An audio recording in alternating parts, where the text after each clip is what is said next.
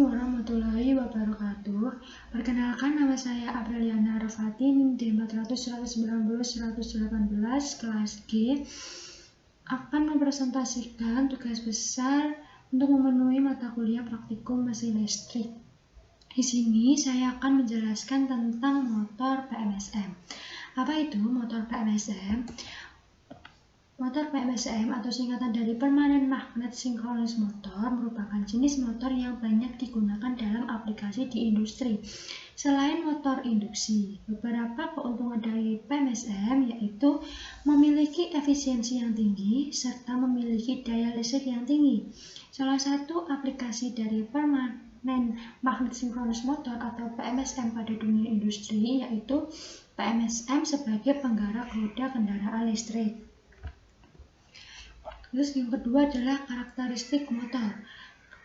Pada di sini kita akan menjelaskan tentang karakteristik motor PMSM. Yang pertama ada arus statik, yang kedua adalah tegangan kerja, yang ketiga adalah daya, yang keempat torsi, dan yang terakhir adalah kecepatan.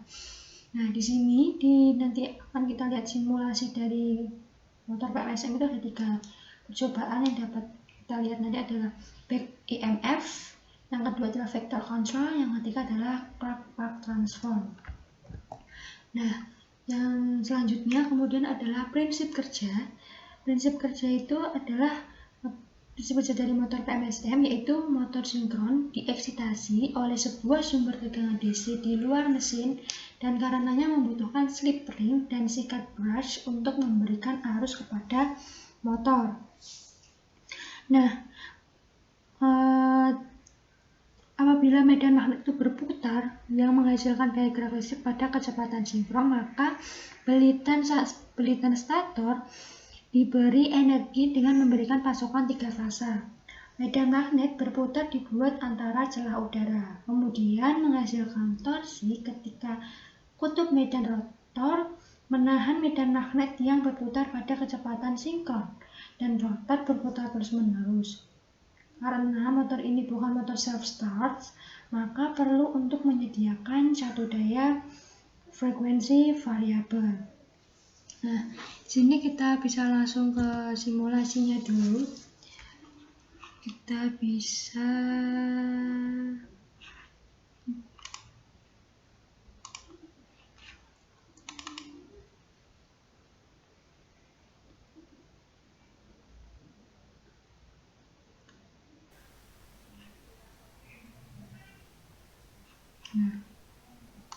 Nah, di sini yang pertama ini adalah back EMF.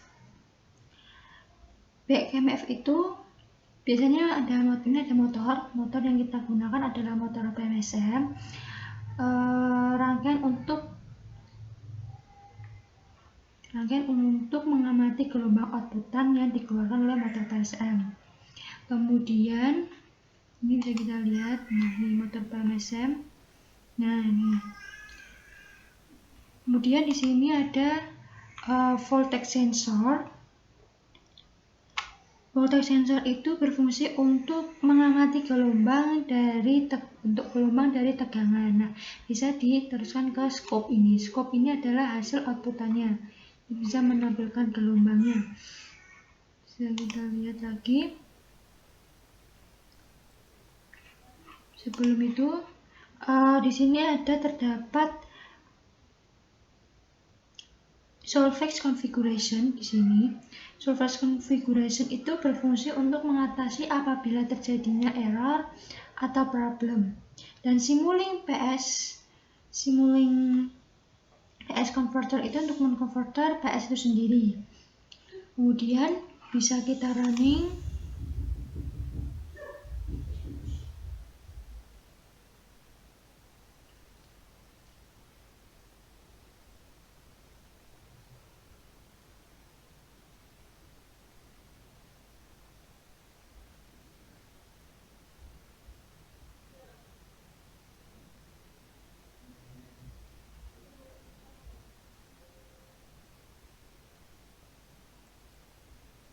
Nah, scope-nya bisa diklik untuk menampilkan gelombangnya. Nah, dari gelombang ini dapat kita lihat bahwa bentuk gelombangnya adalah berbentuk sinus yang dari lembah ke gunung. Jadi dimulai dari lembah dulu, kemudian ke gunung, berakhir di gunung. Seperti itu untuk percobaan yang pertama. Kemudian kita bisa ke percobaan kedua.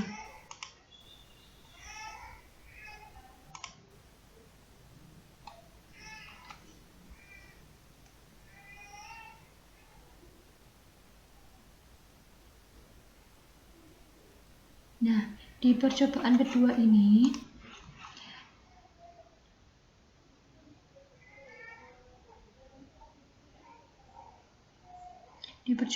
ini ada motor drive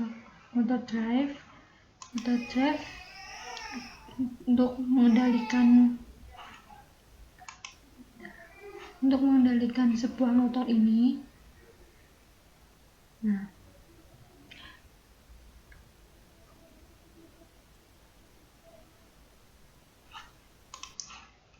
di dalam rangkaian modul percobaan 2 ini,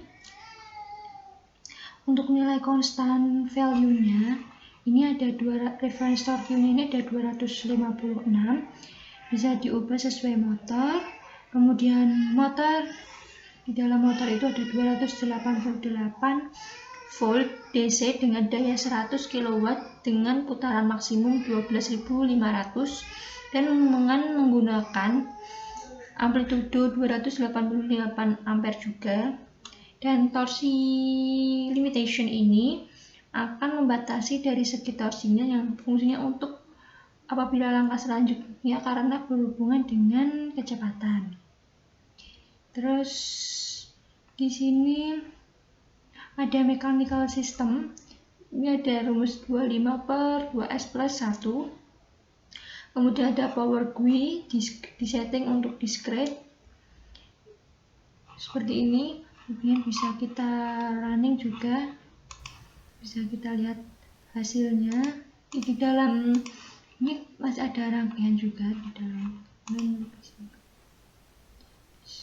Nah, bisa kita lihat torsi. Nah, di sini torsi kita bisa lihat ya, dari di atas 250 ini lebih turun, semakin turun ya. Grafik yang bisa kita lihat.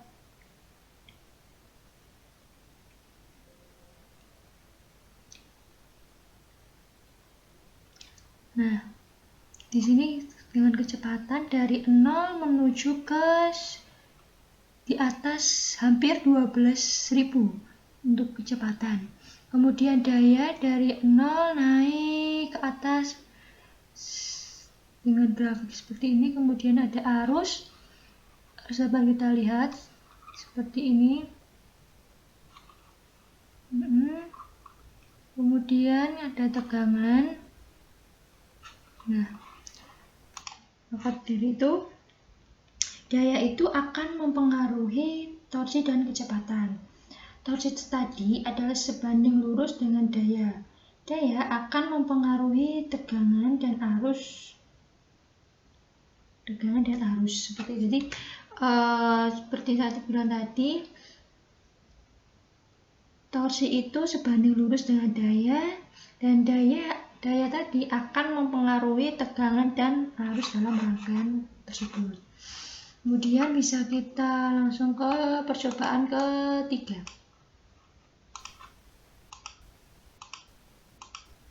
Nah, ini adalah percobaan ketiga. Nah, pada percobaan ketiga ini, di sini ada rangkaiannya, ada voltage source, ada current sensor, ada motor PLSM, kemudian ada power GUI. Ini untuk hasilkan tegangannya. Ini ada arus, torsi, dan kecepatan. Mungkin kita langsung bisa di sini nanti ada rangkaian lagi sebenarnya. Kita langsung running aja.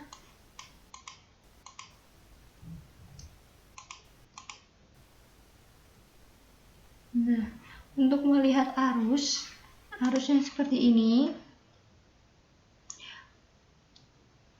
Pada rangkaian ini tidak mengalami perubahan pada arusnya dan menghasilkan keluaran gelombang sinus sebenarnya kalau jika kita besarkan, jika kita perjelaskan di grafik tersebut. Kemudian bisa kita lihat lagi yang ini juga kita lihat timenya 1,250, 3,750. Delta segini ini sebenarnya bisa kita atur untuk melihat kejelasan gelombang. Kemudian ada torsi. Nah, torsinya seperti itu. Nah, dari yang nilai di atas 10, minus 5, seperti ini torsi yang diperlihatkan, dan time-nya ini 1,250, 750.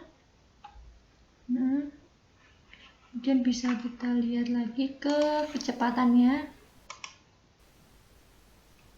gelombang yang dikeluarkan oleh kecepatannya seperti ini.